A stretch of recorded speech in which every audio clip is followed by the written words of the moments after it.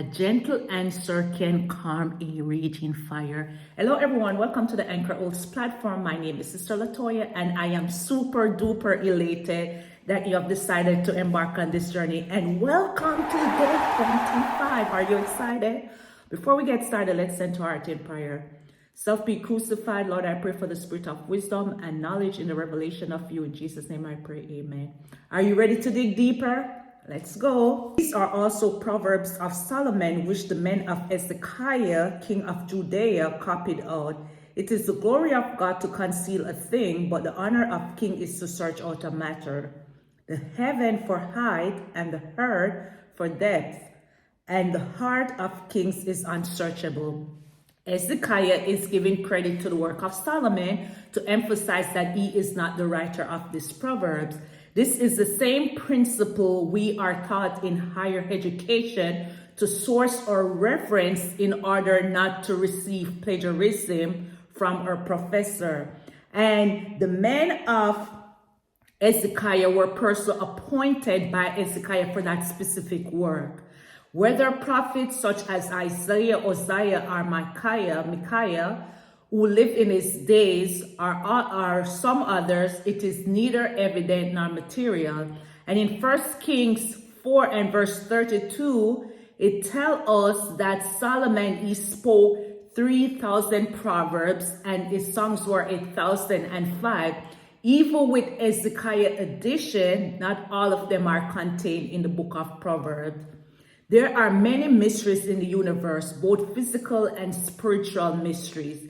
There are many things God has concealed, and this is one expression of his glory.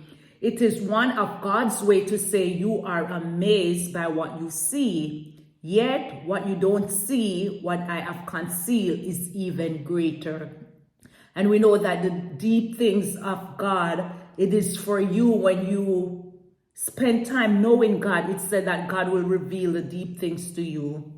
Take away the dross from the silver, and there shall come forth a vessel for the finer. Take away the wicked from before the king, and his throne shall be established in righteousness.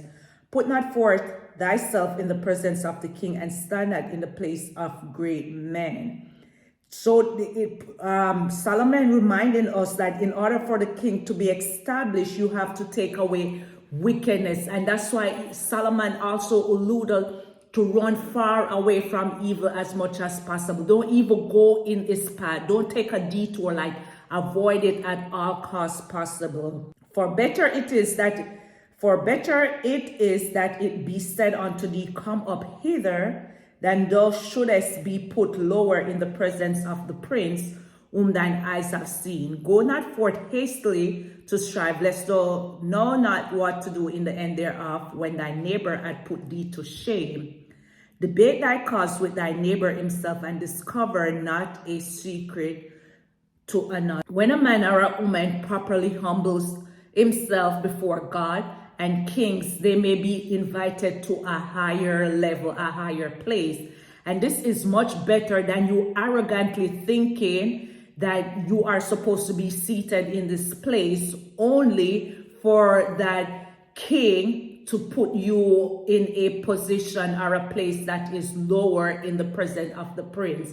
And Jesus gave the same lesson. And this is going to be your homework, to read Luke 14, verse 8 through 11. And Jesus, in his concluding thoughts, he said, for whosoever exalted himself will be humble, and he who humble himself will be exalted. Sometimes the court of law is necessary, but we should never go hastily to court. And if it is possible to resolve a dispute at any other way, we should do it that way instead of going deliberately to the court first. And this was Paul's later teaching to the Corinthian church. And this is going to be your homework number 2. To read 1 Corinthians 6 and 1 through 8 to see how Paul directs us all to resolve a matter. Debate your case with your neighbor. Solomon's wise advice is to settle it out of court. This should be an advice to people in the United States of America, because every matter they have, instead of trying to resolve it at the lowest level, we see that they always try to take things to court because they probably don't have the ability, or they don't have the knowledge or the understanding that they think they're able to resolve the stuff amongst each other. And this is not saying that you should not use the judicial system, because that's why it was implemented. But we need to try to resolve the matter first before we go to court. In the military, you have something known as a chain of command, and they have an open door policy. And one would assume that you can go to them since it's an open door policy, but there is a catch-22. They want you to give that person the opportunity for you to work out the issue yourself with them first. And then if it is unresolved, then you proceed to use their open door policy. It's lest he that heareth it put thee to shame, and thy infamy turn not away. A word fitly spoken is like apples of gold in pitchers of silver. As an earring of gold and as an ornament of fine gold, so is the wise reprover upon an obedient ear.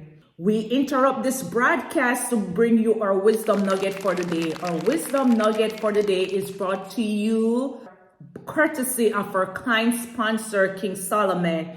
And it's going to be verse 11. A word fitly spoken is like apples of gold in pitchers of silver. There is something special and powerful about a word fitly spoken. The right word at the right time has power to heal and strengthen, to guide and rescue. It is like an apple made of gold set on a beautiful silver platter. As the coal of snow in the time of harvest, so is a faithful messenger to them that send him. For he refresheth the soul of his master. Whosoever boasted himself of a false gift is like clouds and wind without rain.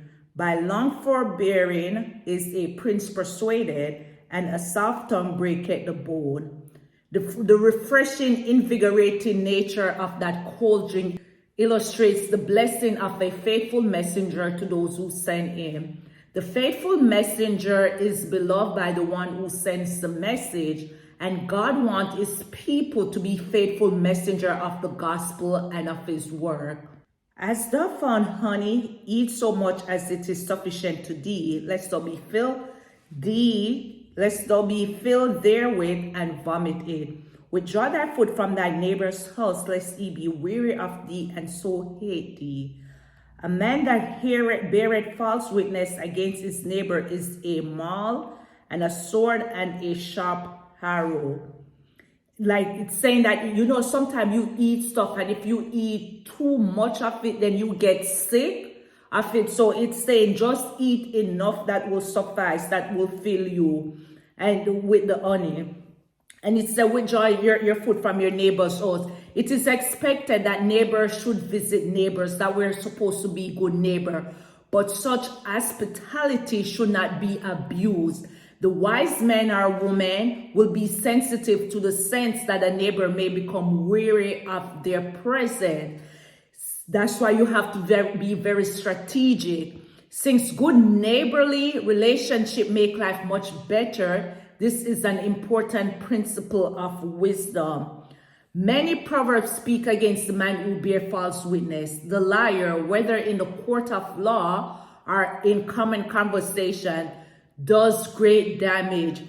He is like a club, a sword, and a sharp arrow. It is not a small sin to bear false witness against thy neighbor. Confidence in an unfaithful man in time of trouble is like a broken tooth and a foot out of joint. As he that taketh away a garment in cold weather and a vinegar upon meat, so is he that singeth song to an heavy heart. If thy enemy be hungry, give him bread to eat, and if he be thirsty, give him water to drink. See that if you remember that when Jesus came, they thought Jesus was coming to repay their enemy for what they have done to the Jewish people. And we see that Jesus did the opposite. We see that Jesus, he didn't render evil for evil, but then we see that he rendered evil with good. And the Bible commands us to give love instead of hate, and to care evil to our enemy. And that's why it said that love covers a multitude of our sin, because when you have love, then if you try to repay evil, guess what? Love is going to do the opposite. And human nature would tell us to hate our enemy. But the Bible tells us to love our enemies and to do it practically, to love our enemy. If that enemy hunger, give him bread to eat, and if he be thirsty, give him water to drink. Because this is how you show kindness, because we know that vengeance belongeth to the Lord. And when we do this stuff, then we are not coming up with the philosophy of an eye for an eye or a tooth for a tooth, just like how it was back in the Old Testament. But we see that Jesus came and he set the record straight that you do the opposite. You don't render evil for evil. For thou shalt heap coals of fire upon his head, and the Lord shall reward thee. The north wind driveth away rain, so doeth an angry countenance, a backbiting tongue. It is better to dwell in the corner of the housetop than with a brawling woman and in a wide hall. And Solomon go back to reiterate that if you render good for the evil that your enemy have done, it said in so doing you're going to heap coals of fire upon their head. In so doing they're going to reap the fruit, the harvest that they have produced, or the harvest that they have planted. And it said it is better to dwell in the corner of the housetop. We see that was mentioned back Proverbs 19 and 13. He said, a foolish son is the calamity of his father, and the contention of a wife are a continual dropping. The corner of the housetop is not a great place to live. It is small, confined, and exposed to the element because it is on the roof. Yet in some circumstances, the corner of your housetop is a better place to live. We know that hostile speech from the wife is an unexpected and unwelcome as the rain from the north wind and as from a slight tongue. And this is applicable to both men and women, but it's making reference to a brawling woman. As cold water to a thirsty soul, so is good news from a faraway country. A righteous man falleth down before the wicked. A righteous man falling down before the wicked is as a troubled fountain and a corrupt spring. It is not good to eat much honey, so for men to search their own glory is not glory. The same way that, you're parched when you're thirsty, I know you get that cold water and it's invigorating, or it refreshes your soul. It's the same way as receiving good news from a faraway country. It's like bring the light to the era. A righteous man falleth down before the wicked. So when a righteous man fall before the wicked, it is said to be like a troubled fountain and a corrupt spring. It is not a good look. He that had no rule over his own spirit is like a city that is broken down and without walls. You have to be able to govern yourself. You have to be able to put your body under subjection. It is like if you don't know to rule over your own spirit, it's like a city that is broken down and without wall, a city that is in ruin.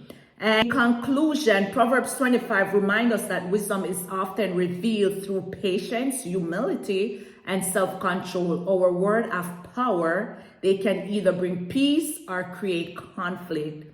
May we become people who respond with grace, wisdom, and discernment, even in difficult situations. Remember, a wise response can change the entire atmosphere of the situation.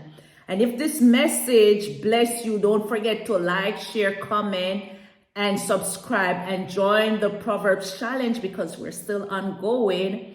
Comment below, Lord, teach me wisdom and self-control, and see you tomorrow for day 26. Bye.